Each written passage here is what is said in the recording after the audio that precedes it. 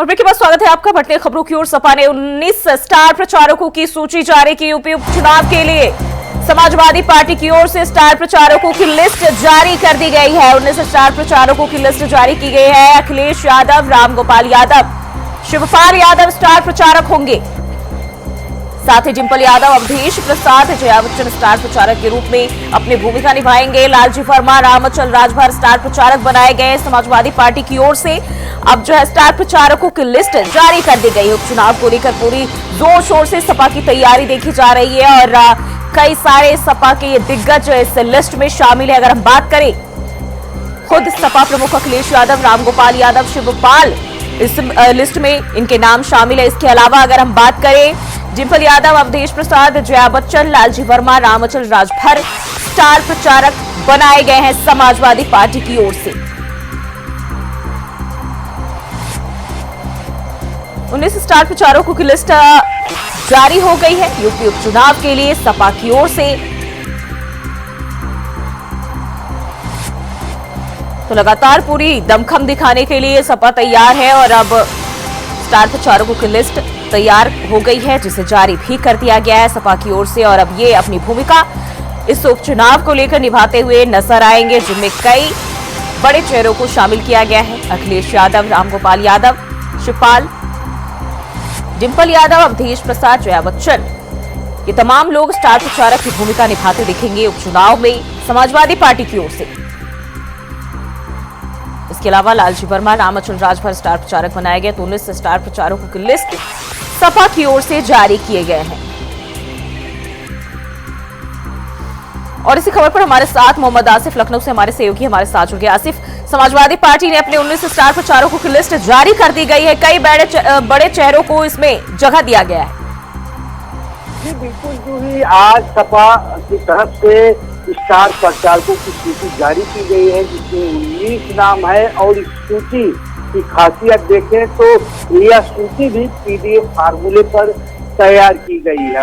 और इतना ही नहीं, जेल में बंद आजम खान को भी स्टार प्रचारक की सूची में शामिल किया गया है। तो कहीं न कहीं यह बड़ा दांव है, क्योंकि पश्चिम में आजम खान का रुतबा है और आजम खान नाराज न हो, इसके लिए भी उनका नाम शामिल होना बताया जा रहा है। तो सबसे पहले सपा प्रमुख अखिलेश यादव का नाम है और उसके बाद प्रोफेसर रामगोपाल यादव का नाम शामिल किया गया है। इसके बाद अगर बात करें तो आजम खान तीसरे नंबर पर है।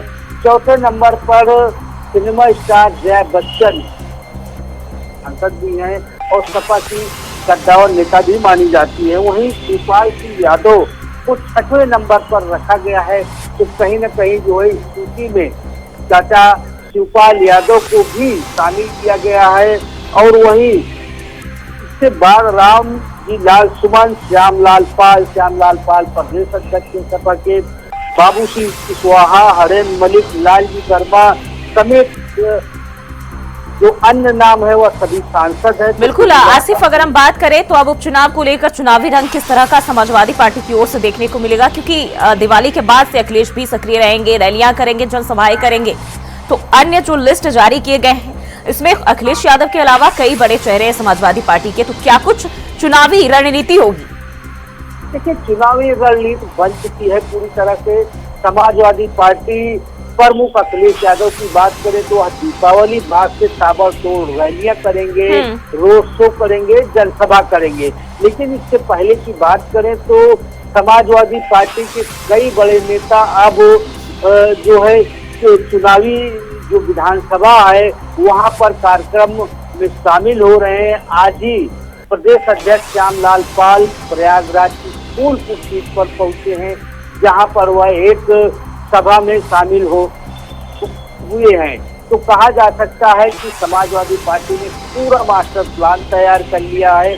समाजवादी पार्टी की तरफ से जो आक्रामकता दिखाई दे रही है बीजेपी को लेकर, तो यह भी माना जा सकता है कि आने वाले दिनों में वार और पलटवार बढ़ सकता है, हमले तेज हो सकते हैं समाजवादी पार्टी की तरफ से बीजेपी पर।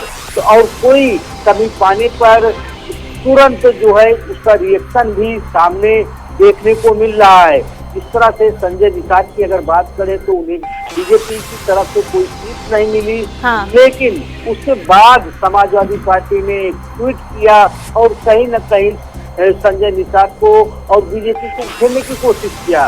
तो कुल मिलाकर जिस तरह से अगर चुनावी रण की बात करें तो चुनावी रण 9 सीटों पर काफी दूसर हो सकता है और अपने अपने प्रत्याशियों को जिताने बिल्कुल आसिफ, हम अगर इस लिस्ट की बात करते हैं तो यादव परिवार से कई चेहरे इसमें शामिल हैं और अगर हम बात करें तो कितना दमखम देखने को मिल सकता है, क्योंकि समाजवादी पार्टी अब उपचुनाव को लेकर कोई भी कोताही नहीं बरत रही है, चाहे वो पार्टी के अन्य पार्टी के साथ समन्वय बनाने को लेकर हो या रैलियों को लेकर हो, पूरी तरह से अपनी तैयारियां दिखा रही है। लेकिन जो ही जिस तरह से अगर दमखम की बात करें समाजवादी पार्टी की, तो सबसे पहले बात करते हैं कि सपा की सूची में कहीं न कहीं परिवारवाद की बड़ी झलक देखने को मिल रही है, चाहे तेज प्रताप यादव हो या फिर लालजी वर्मा की पत्नी शोभावती वर्मा हो, और जिस तरह से नसीम सोलंकी, इरफान सोलंकी की पत्नी नसीम सोलंकी को प्रत्याशी बनाया गया है। तो हर सीट पर कहीं न कहीं परिवारवाद की साफ झलक दिख रही। लेकिन इन सबके बीच जिस तरह से मुलायम परिवार का लोकसभा चुनाव में दबदबा दिखा, मुलायम परिवार के 5 सांसद जो है चुने गए हैं, सांसद हैं, तो यह कहा जा सकता है कि सबसे ज्यादा पद अगर किसी की बात करें तो मुलायम परिवार में देखने को मिल सकता है। चाहे सांसद की बात करें और कई ऐसे मुलायम परिवार के सदस्य हैं जो ब्लॉक प्रमुख हैं या पंचायत अध्यक्ष हैं, और जिस तरह से लोकसभा चुनाव का परिणाम आया और उसके बाद उपचुनाव की जो तैयारियां चल रही हैं, तो कहीं न कहीं बड़ी तैयारी समाजवादी पार्टी की तरफ से की गई। हालांकि बीजेपी समाजवादी पार्टी को हर मुद्दे पर घेरने की कोशिश भी कर रही है, चाहे डिप्टी सीएम केशव प्रसाद मौर्य हो या फिर यूपी सीएम योगी आदित्यनाथ भी सपा पर हमला बोलने से नहीं चूकते। जी, यानी कि पूरी तरह से हम देख सकते हैं इस लिस्ट में जो चेहरे शामिल हैं अपनी चुनावी रणनीति के साथ कहीं न कहीं अपनी पार्टी के लिए लोगों से समर्थन की अपील करेंगे और अपनी रणनीतियों के साथ पार्टी को जिताने की कोशिश करेंगे। बहुत बहुत शुक्रिया आसिफ तमाम जानकारी के लिए। और बढ़ते आगे, नोएडा प्राधिकरण बोर्ड की बैठक जारी। मुख्य सचिव मनोज कुमार की अध्यक्षता में बैठक। मुख्य एजेंडे में है किसानों को 10% आबादी की जमीन। बोर्ड मीटिंग में कुल 24 प्रस्ताव रखे गए। बैठक में सिविल स्वास्थ्य का बजट भी निर्धारित होगा। कई अहम अन्य प्रस्तावों पर भी मुहर लगने की संभावना जताई जा रही है। तीनों प्राधिकरणों के सीईओ अन्य अफसर बैठक में मौजूद हैं, तो ये जानकारी सामने आ रही है। बोर्ड मीटिंग में कुल 24 प्रस्ताव रखे गए हैं और वहीं मुख्य सचिव मनोज कुमार सिंह की अध्यक्षता में इस बैठक का आयोजन किया जा रहा है, जहां मुख्य एजेंडे में किसानों को 10% आबादी की जमीन बताई जा रही है। वहीं तीनों प्राधिकरणों के सीईओ अन्य अफसर बैठक में मौजूद हैं, शामिल हैं, जहां बताया जा रहा है कि कई अहम प्रस्तावों पर मुहर लगने की संभावना है।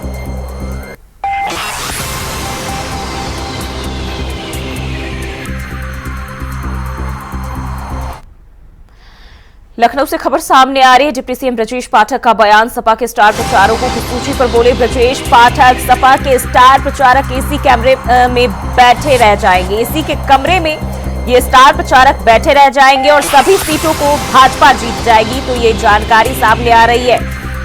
समाजवादी पार्टी की ओर से स्टार प्रचारकों की लिस्ट जारी की गई है, जिस पर ब्रजेश पाठक का ये बड़ा हमला। कहा सभी सीटें भाजपा जीतने जा रही है। दिवाली पर बर्ड यूनिट को एक्टिव किया गया है।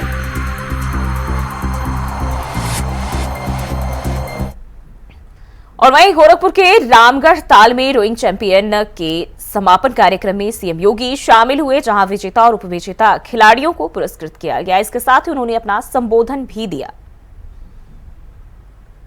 इस कार्यक्रम में उपस्थित रोइंग फेडरेशन से जुड़े हुए सभी पदाधिकारीगण और 25वीं सब जूनियर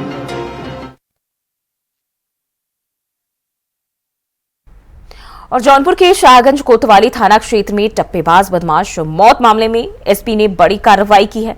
एसएसपी अजय पाल शर्मा ने लापरवाही के आरोप में पुलिस पर कार्रवाई की। एसएचओ शाहगंज समेत 2 पुलिसकर्मी को निलंबित भी किया गया है। तो एसएचओ सहित 2 पुलिसकर्मी निलंबित किए गए हैं और ये बड़ी कार्रवाई टप्पेबाज मचुविंद मौत के मामले में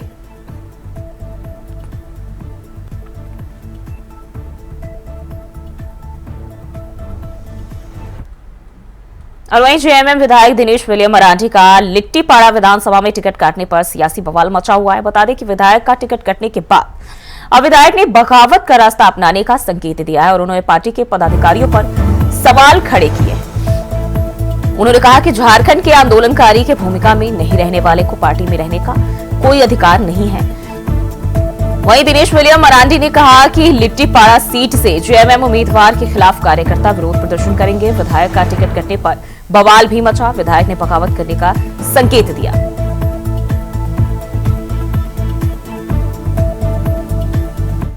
चमरा लिंडा, ठीक है, आपको मालूम है चमरा लिंडा एक विधायक हैं। वो गठबंधन में कांग्रेस के विरोध में खड़ा हुए थे 2.5 महीना पहले। तो 2.5 महीना पहले वो व्यक्ति खड़ा हुआ, आप उसको फिर लाकर उसको आप पार्टी से निष्कासित कर दिए, फिर उसको पार्टी में ले आए। 2.5 महीना बाद आप उसको टिकट दे दिए। हम तो पार्टी का विरोध नहीं किए थे, कभी पार्टी का विरोध नहीं किए थे। कल्पना भाभी इसका गवाह है। मैं दोनों पति पत्नी जब भी यहां से जो कैंडिडेट थे झारखंड मुक्ति मोर्चा का, जब भी कल्पना भाभी आती थी तो हम लोग स्टेज में खड़ा होकर के दोनों पति पत्नी झारखंड मुक्ति मोर्चा का वोट मांगे जी। और एक सजा याफ्ता व्यक्ति जेल से निकलता है, अब भोकाली बनता है और बेवकूफ आदमी सब उसका स्वागत में लगा रहता है। किसके इशारे में? कौन है पंकज मिश्रा? यही आदमी है जो पार्टी को, झारखंड मुक्ति मोर्चा पार्टी को डुबाएगा।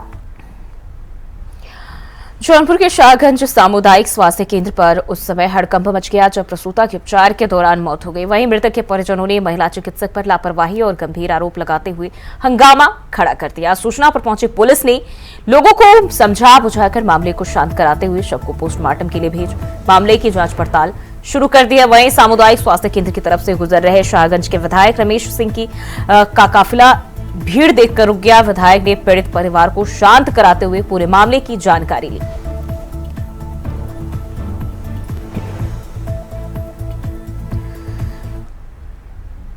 बढ़ते हुए खबर आए बरेली से, जहां दीपावली पर्व को देखते हुए बसों की फेरी बढ़ाई गई है। बता दें कि लखनऊ रोड पर 24 घंटे में 210 बसें फेरी लगाते नजर आएंगे और इसके साथ ही 24 घंटे पूछताछ केंद्र भी खुला रहेगा। आपको बता दें लखनऊ रूट पर 70 बसों का संचालन किया जाएगा।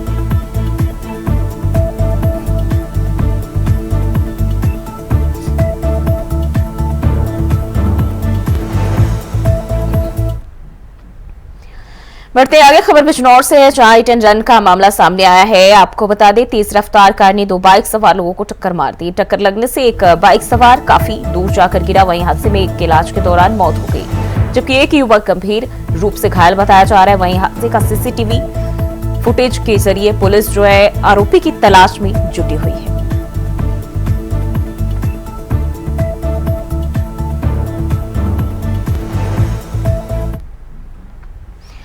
खबर अयोध्या से, जहां राज्य स्वीट्स के गोदाम पर खाद्य सुरक्षा एवं औषधि प्रशासन विभाग के अधिकारियों ने छापा मारा। बता दें कि गोदाम से कुल 1 क्विंटल 80 किलो खोआ जब्त किया गया है, जिनकी कीमत 50,000 रुपए बताई जा रही है। वहीं प्रशासन को अंदेशा है कि यह खोया मिलावटी है और इसके अलावा गोदाम से 3 खाद्य सामानों के नमूने भी लिए गए हैं, जिन्हें जांच के लिए लैब भेजा जाएगा।